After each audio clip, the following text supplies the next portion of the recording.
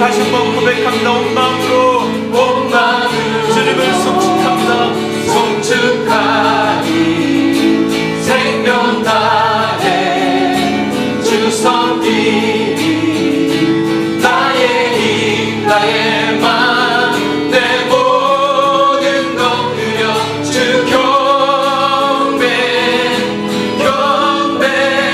내 삶을 드려 주께 경배드리니 내 삶을 드려 주께 경배드리니 내 삶을 드려 내 삶을 드려 주께 경배드리니 내 삶을 드려 내 삶을 드려 주께 경배드리니.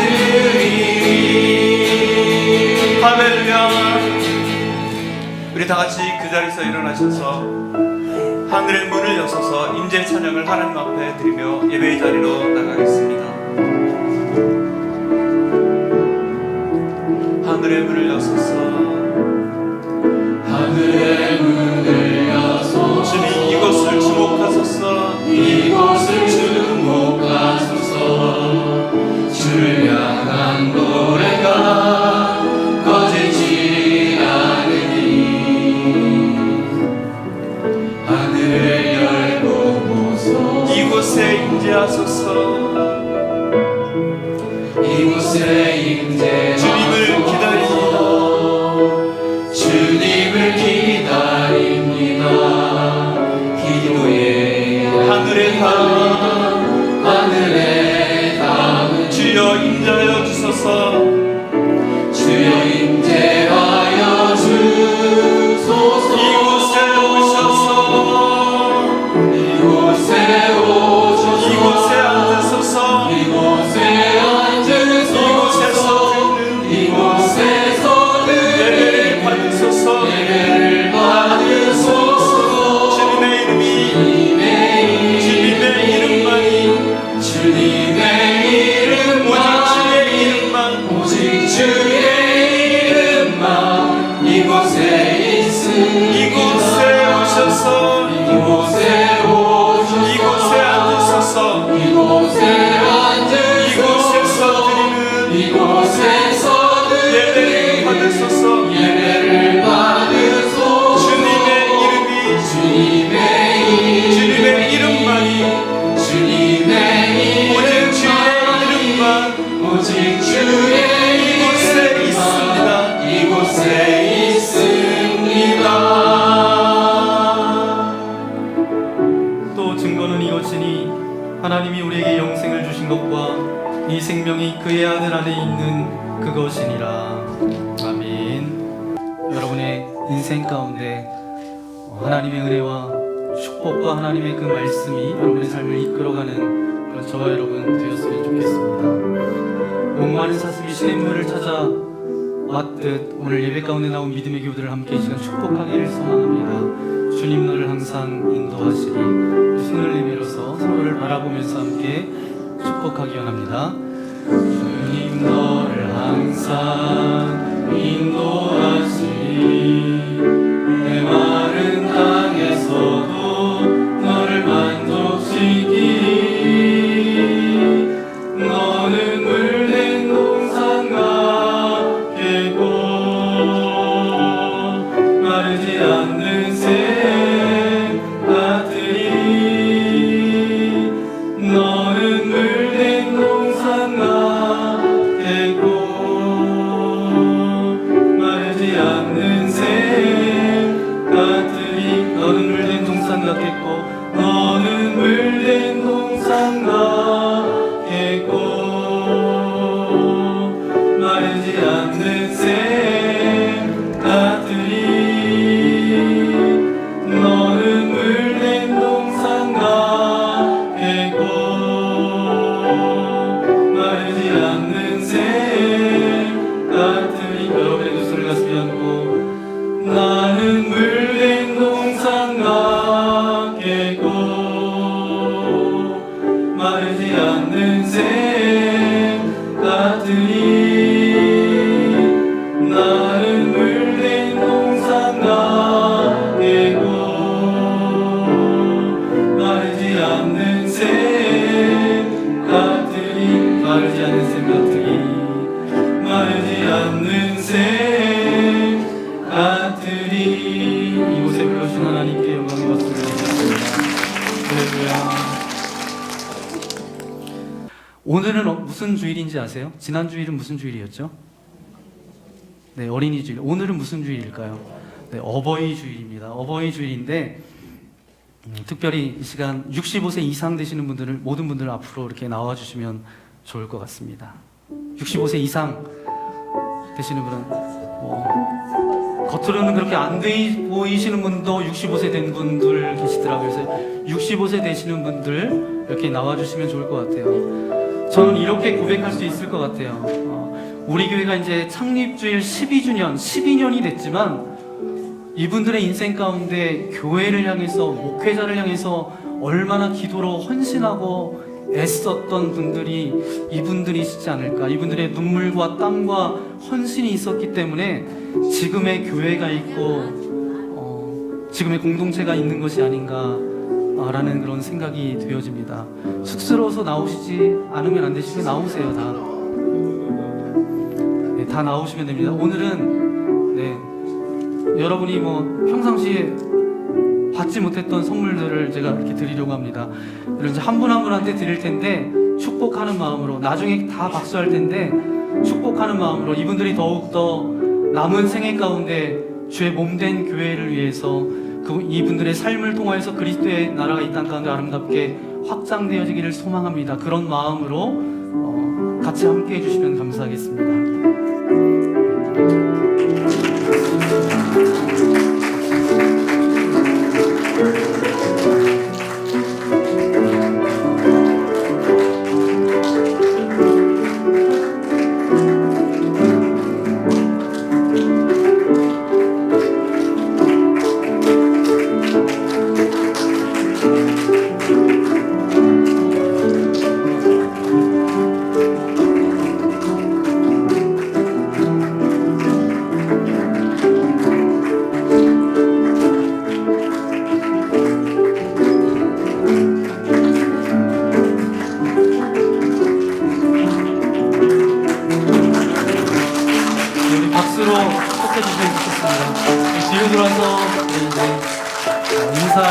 인사하실 때 큰 박수로 축복해 주시면 감사합니다. 차렷 인사. 들어가 주시면 되겠습니다.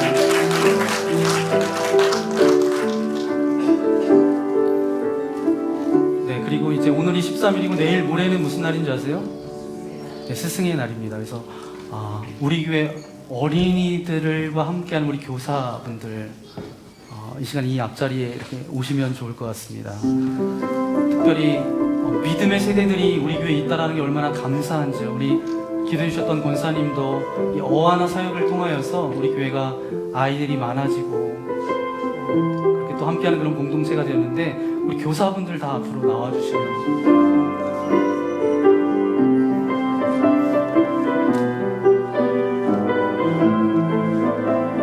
교사분들 다 나와주시면 감사하겠습니다.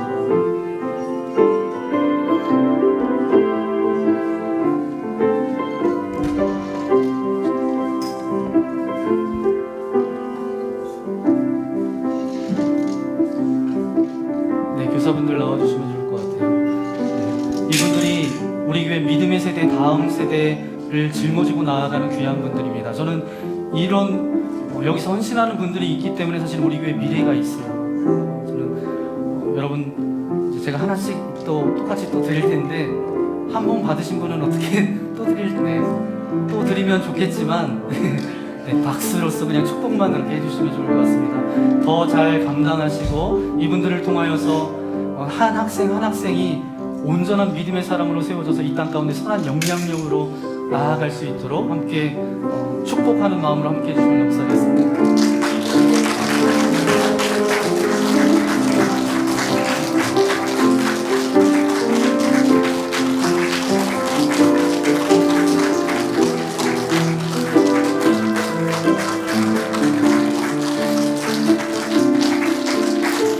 네, 우리 돌아서서 인사하실 때 우리 큰 박수로 함께 해주시면 감사하겠습니다. 네, 들어가 주시면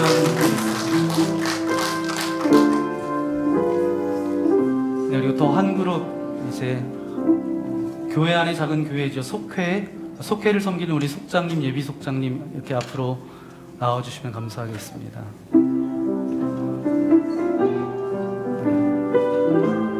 모든 속도원들을 위해서 새벽마다 또 개인 기도하는 시간보다 더 속도원들을 위해서 기도해 주시는 분들이십니다. 이분들의 섬김과 헌신이 있기 때문에 속회가 모일 때마다 그런 기쁨과 감사함이 있는 것 같아요. 그래서 이 시간도 동일하게 축복하는 마음으로 함께 해주시면 감사하겠습니다. 받으셨나요?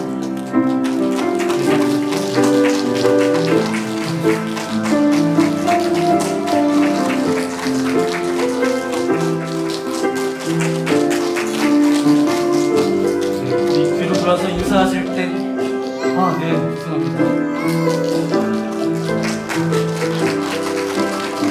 네, 뒤로 돌아서 인사하실 때 우리 큰 박수로 환영해 주시면 감사하겠습니다. 네, 들어가 주시면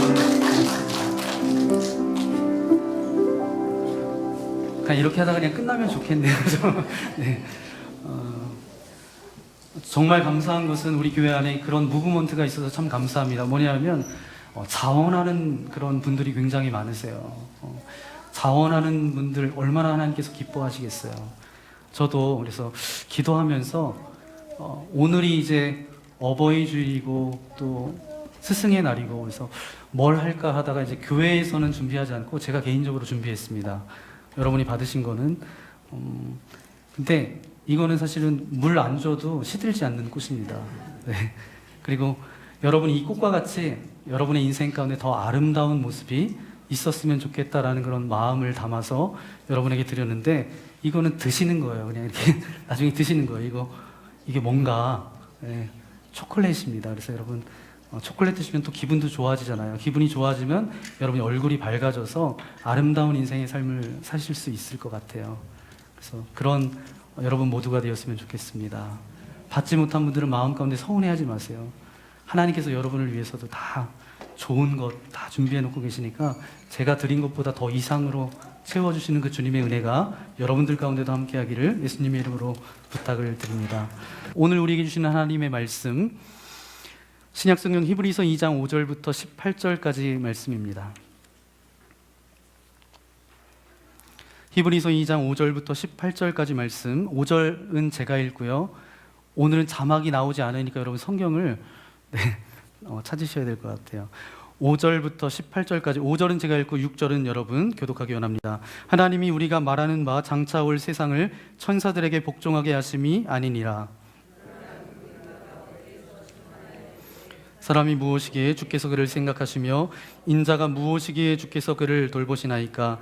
그를 잠시 동안 천사보다 못하게 하시며 영광과 존귀로 관을 씌우시며 만물을 그 발 아래에 복종하게 하였으니 만물로 그에게 복종하게 하셨은즉 복종하지 않는 것이 하나도 없어야 하겠으나 지금 우리가 만물이 아직 그에게 복종하고 있는 것을 보지 못하고 오직 우리가 천사들보다 잠시 동안 못하게 하심을 입은 자 곧 죽음의 고난 받으심으로 말미암아 영광과 존귀로 관을 쓰신 예수를 보니 이를 행하심은 하나님의 은혜로 말미암아 모든 사람을 위하여 죽음을 맛보려 하심이라. 그러므로 만물이 그를 위하여 또한 그로 말미암아 그가 많은 아들들이 이끌어 영광에 들어가게 하시는 일에 그들의 구원의 창시자를 고난을 통하여 온전하게 하심이 합당하도다. 거룩하게 하시는 이와 거룩하게 함을 입은 자들이 다 한 근원에서 난지라.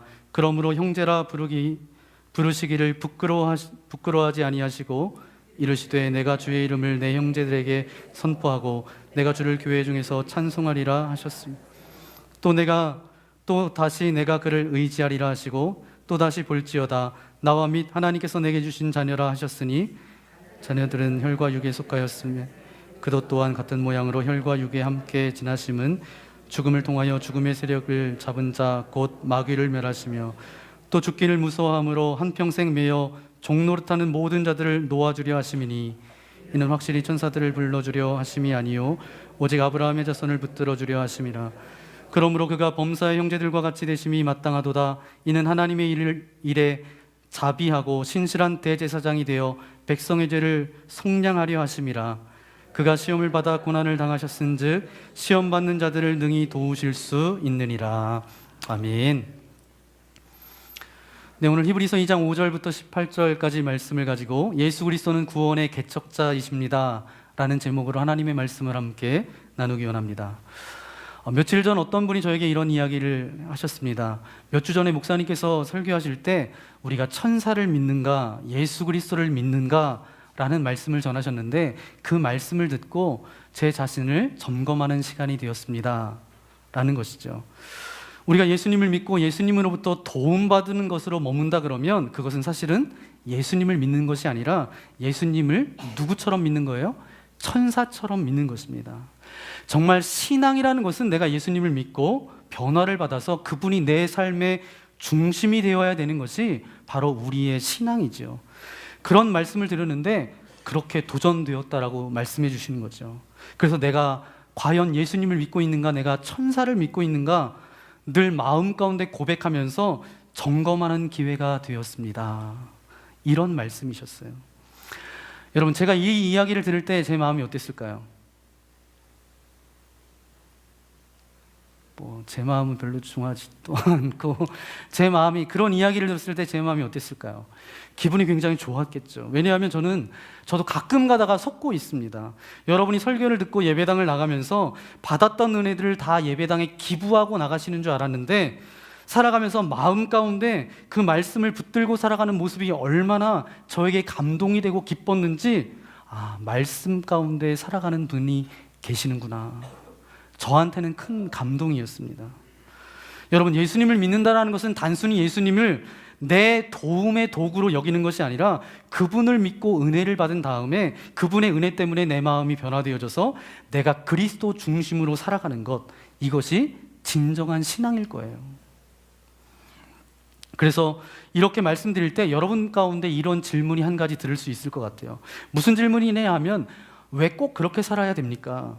라는 질문이에요. 그냥 예수님을 믿고 도움 조금 받고 그분의 도우심으로 기쁜 마음을 가지고 또 평강도 갖고 그렇게 살아가는 것도 좋은데 왜 꼭 예수님을 내 삶의 중심에 모셔야 하는가? 바로 신앙생활이라고 하는 것은 그분이 내 중심을 초청해서 내 인생 중심에 모셔야만 그것이 신앙생활인가? 그분의 도우심 때문에 내가 조금 즐겁고 기쁘게 살아가는 것, 그것만 가지고 참된 신앙이라고 말하지 못하는 이유는 무엇인가? 라는 질문이 우리 가운데 질문 들 수 있습니다. 그 질문에 대한 대답이 바로 오늘 말씀이에요. 오늘 10절 말씀에 보니까 이렇게 시작합니다. 그러므로 만물이 그를 위하여 또한 그로 말미암은 이가 많은 아들들을 이끌어 영광에 들어가게 하시는 일에 그들의 구원의 창시자를 고난을 통하여 온전하게 하심이 합당하도다. 오늘 말씀에 보니까 독특한 단어가 나오고 있습니다. 구원의 창시자라는 그런 단어예요.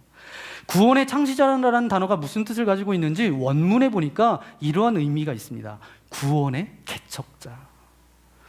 그런 말하고 같은 말이에요. 또 다른 성경에 보니까 좀 더 쉽게 번역했는데 선장으로 이렇게 번역하더라고요. 우리의 인생이 구원의 항해를 하고 있는데 그 구원의 항해 가운데 선장이시다라는 거죠. 이렇게 번역한 성경도 있고 또 다른 번역에 보니까 완전한 지도자. 오늘 우리가 구원받는데 실수가 없이 완전한 구원으로 인도하는 완전한 지도자다. 뭐 이런저런 번역으로 그렇게 말하고 있는데 이 말씀을 온전히 깨달을 수 있는 것은 무엇인가 하면 구원의 개척자다라는 말입니다. 이 말은 어떤 의미를 가지고 있냐 하면 여러분에게 제가 몇 주 전에 말씀드렸어요. 천사는 어떤 존재라고요? 성경에 보니까 우리를 돕기 위해서 하나님께서 보내주신 영이라고 제가 말씀드렸습니다. 그런데 옆에서 우리를 도와주는 천사가 근본적인 우리의 문제는 해결해 주지 못합니다. 무슨 이야기냐 하면 내 스스로 문제를 해결할 수 없는데 옆에서 도와준다는 것은 일시적으로 도움을 줄 수 있지만 근본적으로 그 문제를 해결해 줄 수는 없다는 이야기죠. 특별히 오늘 우리들이 우리 스스로 근본적으로 해결하지 못하는 문제가 있습니다. 그 문제가 어떤 문제인지 아세요? 바로 죄에 대한 문제예요. 15절 말씀에 보니까 어떻게 표현하냐 하면 우리가 일생 동안 죄의 종노릇한다라는 것입니다. 우리가 일생을 살아가면서 죄 가운데 종노릇하면서 살아간다는 거예요.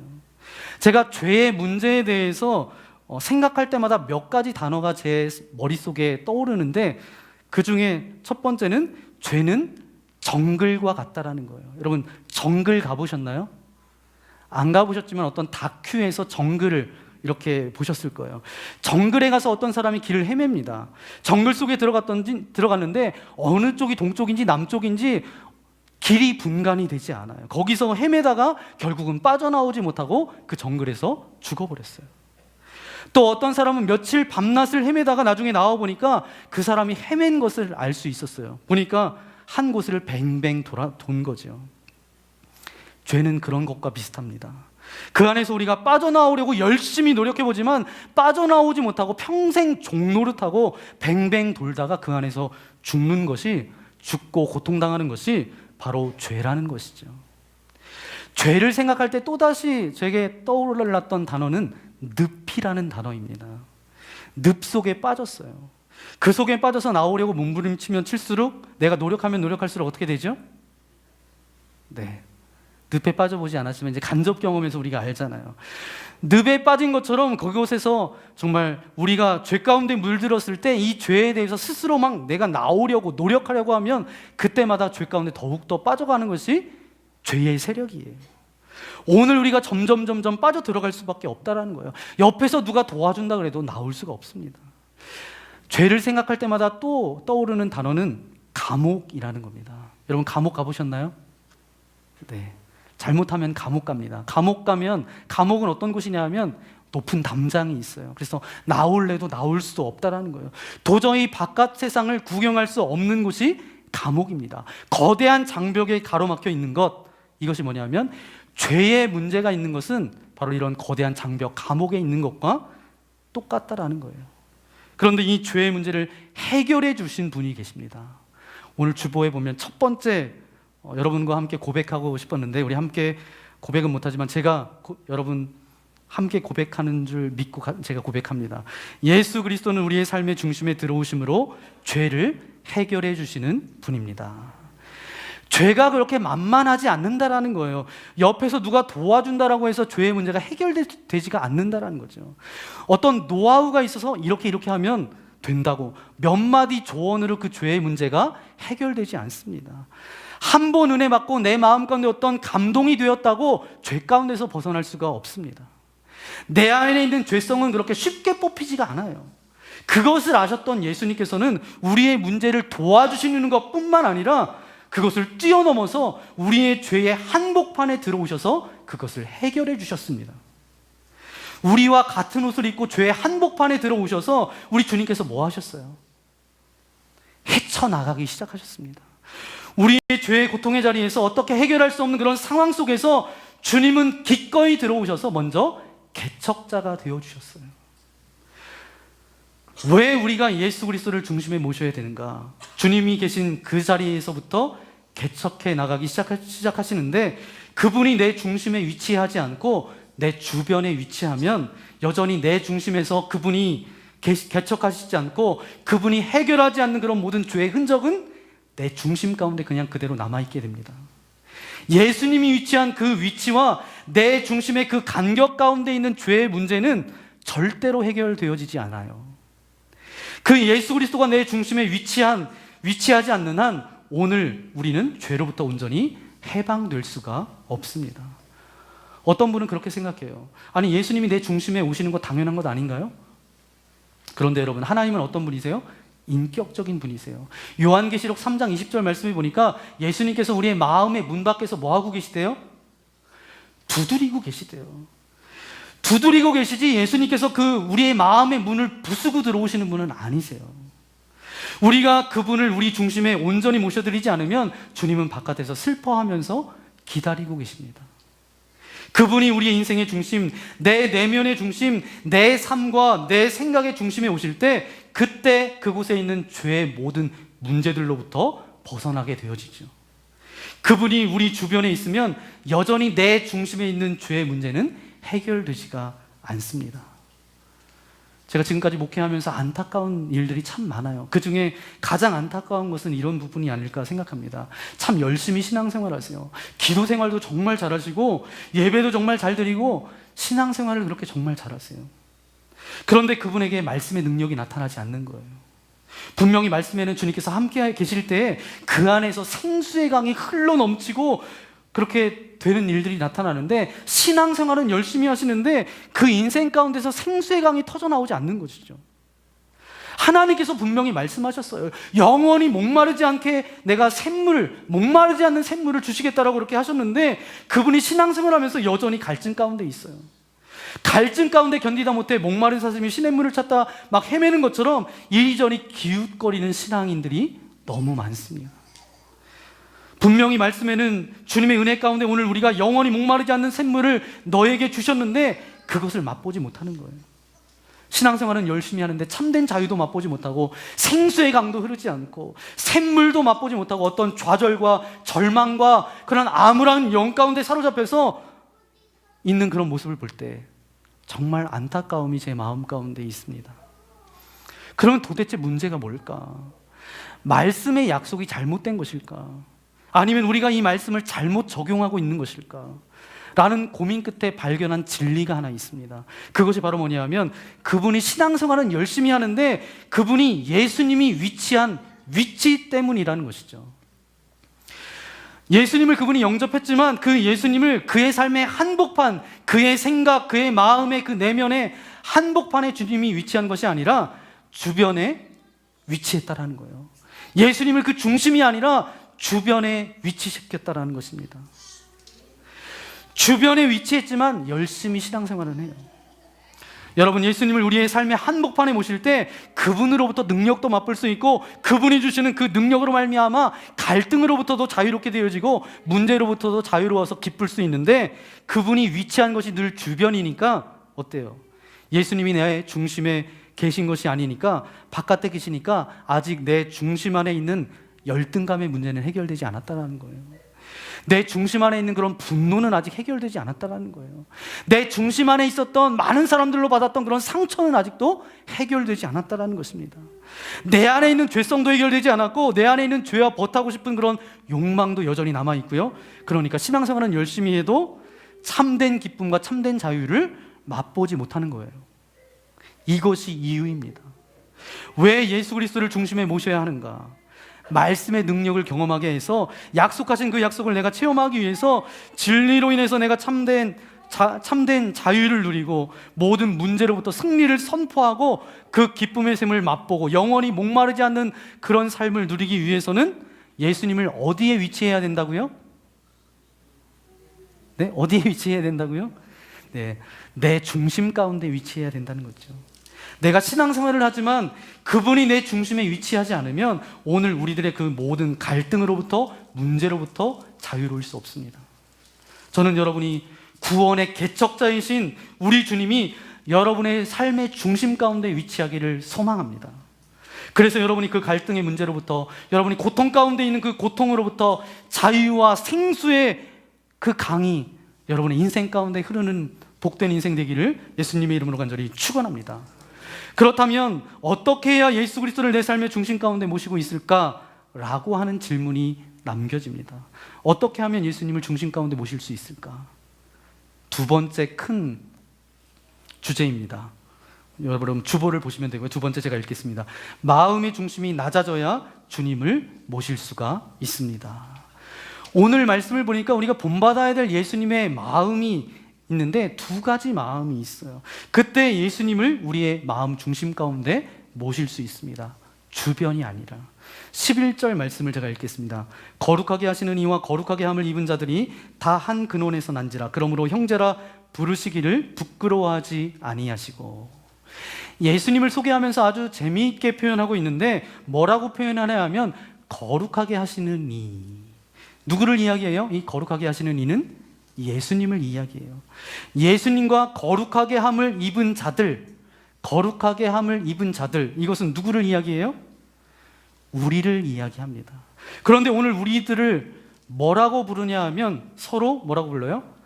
형제라 부르기를 부끄러워하지 않으셨다. 이것이 바로 예수님의 마음입니다. 무슨 이야기예요? 예수님과 하나님은 동등된 분이세요. 하나님과 동등된 분인데 하늘의 영광을 취하지 않으시고 거룩함을 받게 하려고 하는 오늘 우리들, 다시 말하면 추악한 죄와 벗하고 있는 오늘 우리들과 함께 이 자리에 내려오셔서 우리를 뭐라고 불러주세요? 형제라고 불러주세요. 형제라고 부르는 것을 부끄러워하지 않으셨다는 것이죠. 예수님의 마음 가운데 한 마음은 어떤 마음이냐 하면 낮아지심입니다. 예수님의 삶의 흔적들을 보면 낮아짐의 연속이었어요. 예수님의 행적을 보면 복음서에 보니까 예수님께서 주로 활동했던 지역 가운데 하나가 가버나움이라고 하는 지역입니다. 가버나움이라고 하는 도시예요. 근데 가버나움에서 예수님께서 활동하셨던 이 가버나움 동네에서 가까운 동네가 있었는데 디베랴라는 그런 도시가 있습니다. 이 디베랴는 가버나움에서 멀지 않아요. 근데 디베랴는 어떤 도시냐 하면 황제, 로마의 황제 디벨리우스를 기념해서 만든, 오늘날로 이야기하면 신도시예요. 신도시. 돈이 몰려있고 문화가 있고 사람들이 많이 있는 곳이 이 디베랴입니다. 그런데 예수님께서 가버나움에서 많이 활동하셨는데 그 가까이 있는 디베랴를 가시기보다는 늘 가버나움이라고 하는 한 어촌 동네를 즐겨 다니셨다라는 거예요. 이 가버나움은 어떤 동네인 줄 아세요? 고통이 있는 곳, 문제가 있는 곳, 상처가 있는 곳, 아픔이 있는 곳. 그곳에 가셨던 것을 즐겼다라는 것은 무엇인가 하면 우리 주님께서 낮아짐의 그런 모습이 늘 가지고 계셨다라는 것이죠. 그렇게 사역하다가 정말 가장 낮은 곳인 어디에서 돌아가셨어요? 십자가에서 돌아가셨어요. 처음 이 땅 가운데 오실 때 가장 낮은 곳 말구유에 오셨어요. 그런 인생을 살다가 마치신 분이 우리 예수님이세요. 그러면 우리의 마음도 낮아져야 돼요. 우리의 삶의 중심도 낮아져야지 늘 낮은 곳으로 향하셨던 주님이 우리 중심에 임할 수 있습니다. 주님은 늘 낮은 곳으로 그렇게 가시는데 우리의 생각의 중심은, 우리의 마음의 중심은 늘 높은 곳으로 있다면 우리가 예수님을 모실 수 있을까요? 없을까요? 모실 수 없어요. 그래서 우리의 마음이 낮아질 때, 그때 우리의 마음 가운데 누가 오세요? 예수님께서 우리의 마음 가운데 임하십니다. 몽골에서 선교하시는 선교사님이 한 분 계십니다. 이분은 그의 선교 사역들을 고백하면서 이런 책을 썼어요. 예전에 썼던 책인데 여러분 기억하실지 모르겠어요. 내려놓음이라는 책을 쓰셨어요. 그 다음에 또 책을 쓰셨는데 어떤 책을 쓰셨는지 아세요? 더 내려놓음이라는 책을 쓰셨습니다. 한국의 최고의 학부에서 공부를 하셨고요. 하버드 대학교에서 공부를 했지만 그의 지식도 그의 경험도 그가 가지고 있었던 모든 생각도 관념들도 다 내려놓고 났더니 그때 자기에게 진정한 평강과 기쁨이 임했다. 여러분, 가장 낮은 곳에 물이 가장 많이 고입니다. 내 안에 갖고 있던 내 안의 중심의 것들을 다 치우고 다 내려놓았더니 그때 비로소 주님의 은총과 주님의 은혜를 맛볼 수 있었다라는 것이 그분의 고백입니다. 여러분, 진정한 우리의 삶의 평강과 고통으로부터 자유는 언제 찾아오냐 하면 우리의 중심이 낮아질 때, 그때 우리의 마음의 중심에 누가 들어오세요? 주님이 오십니다. 그런데 사람들이 우리의 마음의 중심을 내려놓지 못합니다. 낮아지지 못해요. 그럼 무엇 때문에 낮아지지 못하고 내려놓지 못할까? 보니까 두려움과 걱정 때문에 낮아지지 못하고 내려놓지 못합니다. 여러분, 그런데 속지 마십시오. 그것을 붙잡고 있는 한 여러분은 절대 평강을, 기쁨을 맛볼 수 없습니다. 여러분, 그거 아세요? 내가 everything이면 모든 것을 다 안다 그러면 주님은 nothing이에요. 주님은 할 수 있는 것이 아무것도 없습니다. 그런데 내가 something이면 우리 주님도 something이에요. 내가 일부분을 감당하면 주님도 일부분을 감당하세요. 그런데 내가 nothing이면 주님은 everything이세요. 내가 모든 것을 내려놓고 내 마음을 낮추면 그때 주님께서 일하세요. 이것을 다른 말로 뭐라고 이야기하냐면 이것을 믿음이라고 이야기합니다. 그때 주님이 우리의 인생 중심에 자리 잡으시고 그때 나를 그렇게 끈질기게 괴롭혔던 그런 모든 문제들, 갈등들, 그 고통들, 그것으로부터 자유로울 수 있습니다. 한 가지 더 말씀드릴까요? 오늘 세 번째 큰 주제인데, 주님과 함께 죽을 때 주님을 중심에 모실 수가 있습니다. 어떻게 주님을 우리의 중심에 모실 수 있을까? 오늘 9절 말씀해 보니까 오직 우리가 천사들보다 잠시 동안 못하게 하심을 입은 자 곧 죽음의 고난 받으심으로 말미암아 영광과 존귀로 관을 쓰신 예수를 보니 이를 행하심은 하나님의 은혜로 말미암아 모든 사람을 위하여 죽음을 맛보려 하심이라. 예수님께서 이 땅 가운데 오신 목적이 뭐예요? 살려고 오신 거예요? 뭐 하려고 오셨죠? 죽으려고 오셨어요. 언제 오늘 우리 중심에 주님께서 자리 잡느냐? 그 주님과 함께 죽을 때 주님께서 우리 중심에 들어오세요. 여러분, 많은 신앙인들이 신앙생활을 하면서 갈등합니다. 그 갈등의 이유가 뭔지 아세요? 제가 가만히 묵상해 보니까 하나 깨달은 것이 있어요. 하나는 예수님의 위치 문제라고 하는데 이것과 연관되어져 있습니다. 왜 많은 사람들이 신앙생활을 하면서 믿음 생활한다라고 하면서 그 문제와 고통으로부터, 갈등으로부터 자유롭지 못할까? 왜 많은 사람들이 신앙생활을 열심히 한다고 하면서 아직도 그 죄의 문제로부터, 갈등의 문제로부터 그것이 저들 가운데 끊어지지 않을까? 이유가 뭘까? 그 이유 가운데 하나가 예수님을 믿으면서 주 안에서 내가 어떻게 살 것인 거에만 관심이 있기 때문에 그렇다라는 것입니다. 여러분, 물론 예수님 안에서 우리가 축복된 삶을 누리는 것은 하나님께서 우리에게 주신 약속이에요. 하나님께서 그렇게 약속해 주셨어요. 이것을 다른 말로 이야기하면 우리하고 언약하셨어요. 왜냐하면 하나님은 한 번도 그 약속을 지키지 않으신 적이 없으신 분이십니다. 그래요. 하나님 안에서, 주 안에서 오늘 우리가 축복된 삶을 누리는 것은 당연한 결과입니다. 그리고 오늘 우리에게 주신 하나님의 언약, 약속이에요.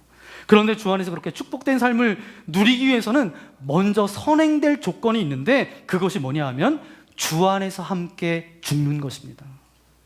주 안에서 함께 죽어야 돼요. 여기까지 말씀드리면 그리스도와 함께 죽는다는 것이 도대체 뭔가, 잠깐 다른 생각하다가 졸다가 이상한 행동할까 봐 제가 염려가 돼서 말씀을 드립니다. 그냥 죽는다는 것이 우리 육체를 이야기하는 것이 아니에요. 여러 가지가 있을 수 있는데 제가 두 가지를 여러분에게 말씀드리고 싶습니다. 구체적으로 그리스도인이 죽어야 될 것이 있습니다. 첫 번째는 집착입니다. 우리들이 나름대로 가지고 있는 집착이 있어요. 그 집착을 내려놓지 못합니다. 그 집착 때문에 주님이 우리 중심 가운데 못 오세요. 그것을 어디에 못 박으라고요? 십자가에 못 박아야 돼요. 내가 너무 가난하게 살았어요. 어렸을 때 생각보다 많은 분들이 가난과 씨름하면서 그렇게 살았습니다. 그러면서 돈에 대한 그런 집착이 생겼어요. 돈에 대해서 집착해서 그것 때문에 주님이 그 중심 가운데 오시지 못해요. 그런데 그 돈에 대한 집착을 내려놓을 때, 그 집착을 주님의 십자가에 못 박을 때, 그때 사실은 하나님의 축복을 누릴 수 있게 됩니다. 어떤 분은 자기의 가족, 자기의 자녀, 자식, 그것에 대한 집착이 있어요. 사실은 자기의 가족이나 자기 자식에 집착한다는 것이 아니라 사실은 자기에게 집착한다는 것입니다. 그래서 그 문제 때문에, 그 집착 때문에 주님께서 그 중심 가운데 오시지 못해요. 그분도, 우리의 자녀들도, 우리의 가정도 주인은 누구세요? 여러분의 가정의 주인이 누구세요? 여러분이세요? 주님이세요. 하나님이세요. 그런데 내가 주인 되어서 집착하니까 애들이 조금 잘못하면 그것 때문에 어떻게 해요? 막 난리를 칩니다. 아주 생난리를 쳐요. 조금 잘 되면 뭐예요? 하나님이 살아있다 그러고 그렇게 합니다. 여러분, 그것 때문에 주님이 우리의 중심 가운데 못 오세요. 가족에 대한 자기 자신의 집착을 내려놓으셔야 됩니다. 생각보다 많은 분들이 우리 시대 가운데 집착하고 있는 것이 있습니다. 뭔지 아세요? 내 생각이에요. 내 생각. 자기가 인식하고 있는 틀이에요. 지금까지 가지고 왔던 나의 삶의 경험, 나를 만들게 했던 그런 인식의 틀, 내 관점, 이것도 집착이에요. 그래서 사실도 상관없습니다. 요즘 보니까 그런 것 같아요. 정부에서 뭐 이런 것 하겠다라고 앞만 떠들어봐야 내 생각 가운데 그것이 내 생각과 다르면 다 속았다는 거예요. 다 잘못됐다는 거예요. 내가 갖고 있는 그런 인식의 틀, 내가 납득되지 않으면, 나한테 그것이 이해되지 않으면 존재하지 않거나 사실이 아니라고 믿는 내 인식의 틀, 이것도 여러분 집착인 거 아세요? 그 집착을 내려놓을 때 어느덧 내 중심 가운데 누가 들어오세요? 우리 주님이 들어오세요. 두 번째, 제일 죽이기 힘든 게 있습니다. 이건 정말 죽지 않는 것 가운데 하나예요. 뭘까요? 자존심입니다. 자존심이 죽은 줄 알았어요. 그런데 나중에 보니까 죽은 게 아니에요. 그냥 잠깐 기절한 거예요. 그래서 다시 살아나요. 자존심, 여러분, 놀라운 것은 우리가 신앙생활하면서 다 죽은 것 같아요. 십자가에 다 못 박혀서 죽은 것 같아요. 그런데 뭐 하나가 문제냐면 자존심 때문에 신앙생활을 망치는 사람이 한두 명이 아닙니다. 그런데 자존심을 죽은 것 같아요. 그런데 죽은 줄 알았는데 기절했다라는 거예요. 제가 중고등학교 시절에 수련회를 갔습니다. 지금은 이제 수련회 가면 어떤 곳에 가는 줄 아세요? 잠자리 편해야 되죠. 화장실 편해야 되죠. 씻는 거 편해야 되죠. 근데 예전에 제가 중고등부 때 수련회 가면 씻는 게 편한가요? 잠자리가 편한가요? 아무 것이 편한 게 없어요. 화장실은 하나님이 주신 대자연이 화장실이에요. 네, 씻는 거는 하나님이 저기에서 그냥 흘려보내주시는 그 물이 그냥 씻는 거예요. 그리고 자는 건 뭐예요? 그냥 풀 많고 나무 많으면 거기다 그냥 바닥에 해서 뭐죠? 그거 그냥 깔고 거기다 이불만 이렇게 깔면 그게 그냥 잠자리였어요. 제가 중고등학교 시절에 기도원으로 수련회를 갔습니다. 수련회 가면 대부분 이제 아이들은 은혜 받으라고 집중하라고 교회에서 집사님, 권사님들이 함께 가요. 함께 가서 뭐 하죠? 밥합니다. 밥을 해줘요. 아이들 밥을 해줘요. 밥을 해줘서 이제 잘 먹이고 영적으로도 잘 먹는 시간을 보낼 수 있도록 그런 시간을 갖죠. 그랬는데 저희 부장 권사님이, 야, 우리가 마지막 날에는 그래도 우리가 스스로 좀 한번 해먹자. 근데 메뉴가 뭐였냐면 닭도리탕이었습니다.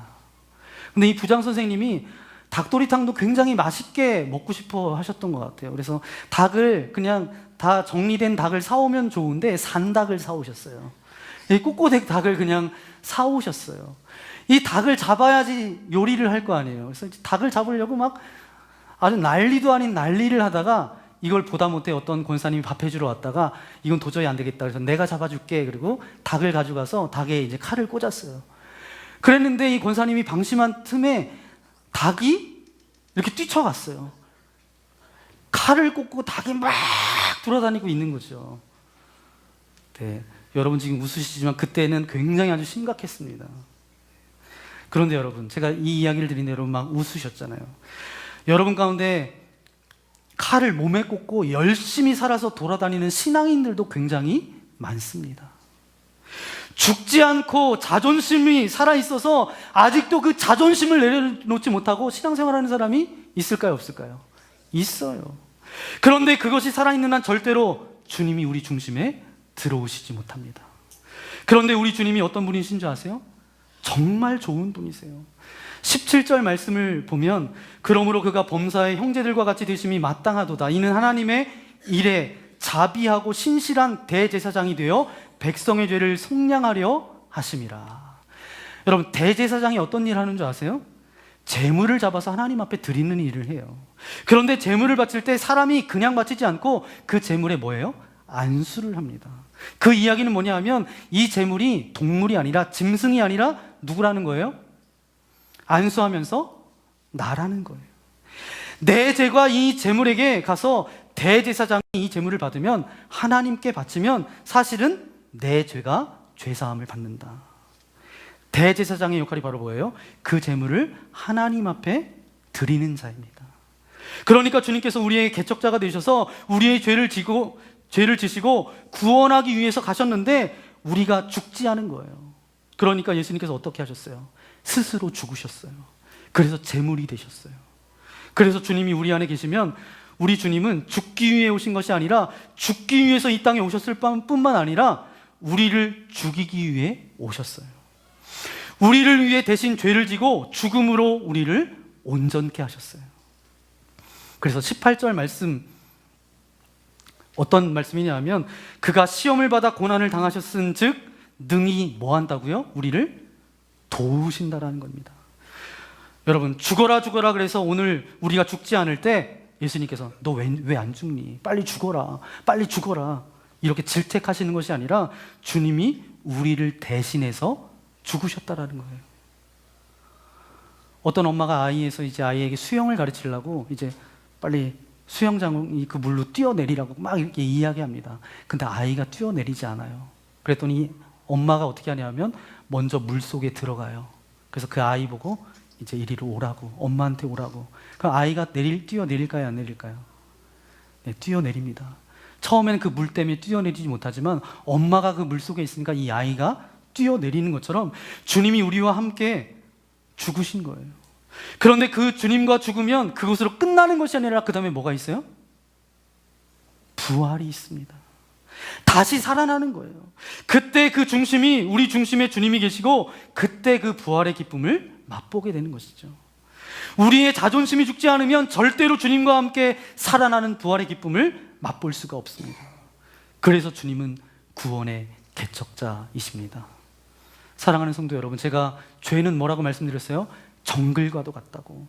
만만하지 않습니다. 늪과 같아요. 감옥과도 같아요. 그래서 오늘 우리가 스스로를 거기서로부터 자유로워질 수 없습니다.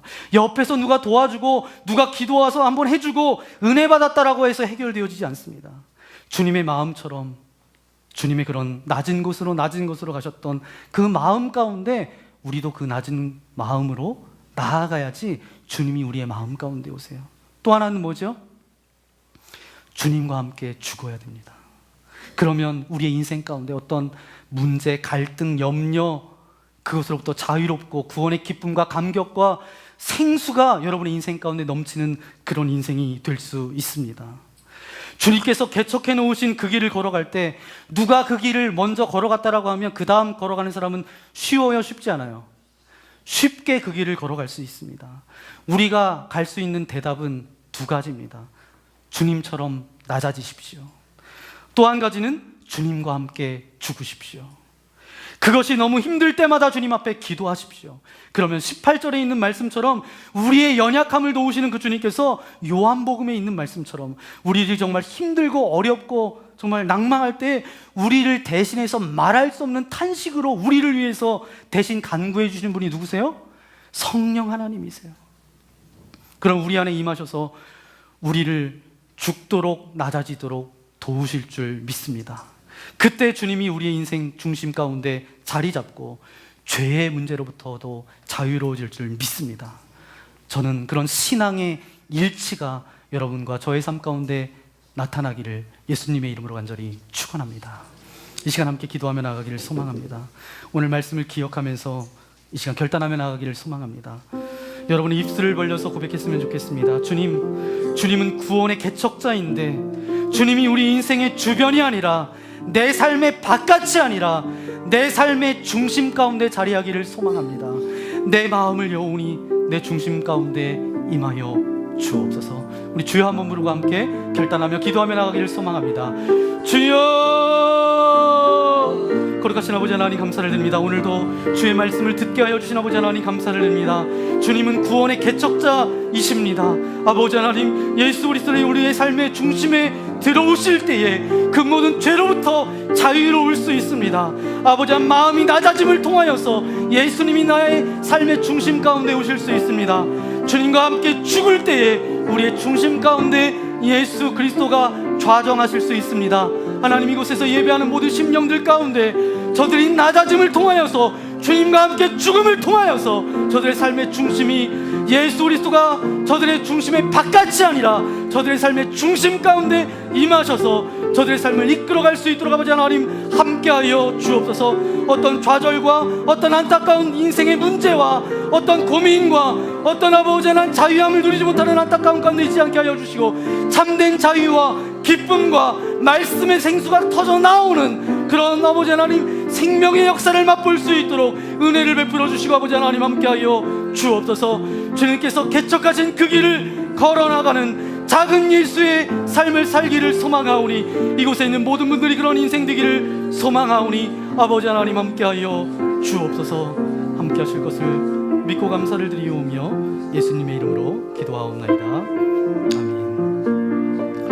오늘 말씀을 기억하면서 우리 찬송 주 예수님 내 마음의 우사, 이런 말씀을 기억하면서 여러분이 예수님을 여러분의 삶의 바깥에 모시는 거 아니라 여러분의 중심 가운데 모셔서 낮아짐으로 주님과 함께 죽음으로 그렇게 나아가는 저와 여러분 되었으면 좋겠습니다. 주 예수님 내 마음의 우사. 주 예수님 내 마음의 우사, 날 붙들어 주시고 내 마음의 새 힘을 주사 늘 기쁘게 하소서. 사랑의 주, 사랑의 주, 내 마음속에 찾아오사 내 모든 죄 사시고 내 상한 맘 고치소. 주 예수님 내 맘에, 주 예수님 내 맘에 내 소원 다하시고 내 소원 다하시고 내 무거운 짐 맡아주사 참 평안을 주소서. 사랑의 주, 사랑의 주, 사랑의 주, 내 마음속에 찾아오사 내 모든 죄 사시고 내 상한 맘 고치소. 주 예수 내 맘에 오사 예수님 내 날 정결케 하시고. 다 함께 일어나서 함께 고백하기 원합니다. 그 은혜를 내 맘에 채워, 그 은혜를 내 맘에 채워 늘 주 예수님 내 맘에 오사. 4절 주 예수님 내 맘에 오사 내 길 인도하시고 주 성령을 내 맘에 채워 늘 충만케 하소서. 사랑의 주, 사랑의 주, 사랑의 주, 내 마음속에 찾아오사 내 모든 죄 사시고 내 상한 맘 고치소서. 아버지 하나님, 오늘 주신 말씀을 우리가 기억합니다. 왜 우리가 신앙생활 가운데 문제가 많을까? 왜 기쁨을 맛보지 못할까? 내가 신앙생활을 열심히 하지만 늘 갈등 가운데 허덕이며 살아갈까? 왜 주님께서 주신 약속의 말씀, 생수의 강을 맛보지 못하는 그런 삶을 살아갈까? 우리가 고민하며 그렇게 살았지만 오늘 말씀을 통해서 우리에게 해답을 주신 주님 감사를 드립니다. 예수 그리스도께서 구원의 개척자가 되어주셨습니다. 예수 그리스도를 우리의 삶의 주변이 아니라 우리의 중심 가운데 모셔드릴 수 있도록 주여 우리와 함께하여 주옵소서. 예수님은 늘 낮은 곳으로 가셨는데 우리는 늘 높은 곳으로 가려고 했다라면 이제 낮은 곳으로 갈 수 있는 마음을 우리에게 허락하여 주옵소서. 또한 예수 그리스도와 함께 죽는 저희들 되어지기를 소망합니다. 아직도 살아있는 것, 자존심 아직들이 우리 안에 있습니까? 그 모든 것 십자가에서 이미 못 박힌 줄 믿사오니 이제 다시 살아나는 것이 아니라 이미 죽었음을 선포하며 예수 그리스도와 함께 살아가는 주님의 거룩한 백성들 되어질 수 있도록 은혜를 베풀어 주옵소서. 그래서 문제와 갈등과 어떤 안타까움 가운데 살아가는 인생이 아니라 참된 자유와 기쁨과 생수의 강이 우리 인생 가운데 흘러갈 수 있도록 주께서 역사하여 주옵소서. 이 시간 그런 고백을 담아 귀한 헌금을 주님 앞에 올려드립니다. 이 물질이 쓰이는 곳곳마다 주님의 생수의 강이 흘러나가게 하여 주시고 주님의 살아계심이 증거되어질 수 있도록 함께하여 주옵소서. 드려진 손길과 저들의 가정 위에 하나님께서 축복하여 주셔서 물질 때문에 어려움 당하지 않도록 동행하여 주시고 물질을 다스리는 주님의 거룩한 자리들 되릴 수 있도록 함께하여 주옵소서. 이 시간 하늘 문을 열어주시고 예배 가운데 임한 모든 이들의 머리부터 발끝까지 주님께서 피 묻은 손으로 안수하여 주실 때 모든 근심과 염려와 섭섭함과 집착과 자존심들은 떠나갈지어다. 그 마음 가운데 예수님의 낮은 마음을 허락하여 주시고 섬김의 마음을 허락하여 주시고 사랑의 마음을 허락하여 주옵소서. 육체의 연약함을 가지고 온 이들이 있습니까? 주여 나사렛 예수 그리스도의 이름으로 명하노니 그 모든 아픔과 통증들은 떠나갈지어다. 그 모든 바이러스들은 파쇄될지어다. 영혼 육의 강건함을 가지고 살아갈 수 있도록 또한 동행하여 주시고 우리가 살아가는 삶이 늘 주님의 흔적을 남기는 주님의 거룩한 백성들 되어질 수 있도록 함께하여 주옵소서. 이제는 이 땅 가운데 친히 찾아오셔서 구원의 개척자 되어주신 예수 그리스도의 크신 은혜와 하나님 아버지의 넓으신 사랑하심과 말할 수 없는 탄식으로 우리를 도우시는 성령님의 감동 감화 역사하여 주심이 오늘 말씀을 통하여서 예수 그리스도 중심으로 낮은 자리에서 주님과 함께 죽는 이가 되겠습니다라고 고백하며 나아가는 믿음의 교우들 머리머리 위에 저들의 가정과 직장과 교회와 이 나라 이민족과 특별히 복음을 들고 선교지에 나아가 복음을 전하는 선교사님의 가정과 사역 위에 이제로부터 영원토록 함께하옵시기를 간절히 축원하옵나이다. 아멘.